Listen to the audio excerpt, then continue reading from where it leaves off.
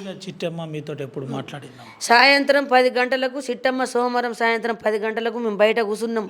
నా దగ్గర ఈడ అన్నది చిన్న కోడలు చిన్న వదినకు ఫోన్ చేసింది, పెద్ద వదినకు ఫోన్ చేసింది, చిన్న పిల్లలతో నవ్వింది. నాకు చిన్న పొట్ట పెరుగుతుంది, ఇలా పాప ఉన్నారు సానియా, నా కొడుకు పుడితే నీ ఇద్దరు బిడ్డలు నా కొడుకుకి వేసుకుంటుంది. నా చిన్న కొడుకుకి ఇద్దరు బిడ్డలు పుట్టిర్రు, నా పెద్ద కొడుకుకి బిడ్డలే.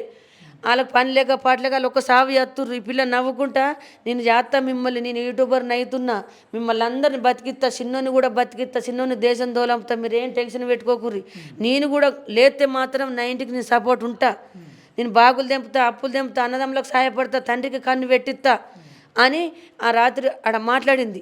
ఈ హరిగాడు కూడా ఇంటుండు. మా ఈయన కూడా సిట్టి నా కళ్ళు వేనే సిట్టి కళ్ళు పెట్టి ఎల్బీ ప్రసాద్ హాస్పిటల్కి పోతే ఆపరేషన్ చేస్తే నా మౌన్ కళ్ళు 2 వేని గింతంత ఒకటి సిగ్నల్ కనిపిస్తుంది. అది 4 రోజులైతే ఆయనతో పోతుందట.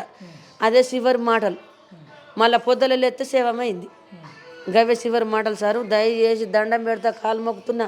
నా బిడ్డకు ఫ్యాన్స్ ఎంత పబ్లిక్ ఉన్నారో వాళ్ళందరు కాలు కూడా నేను మొక్కుతా.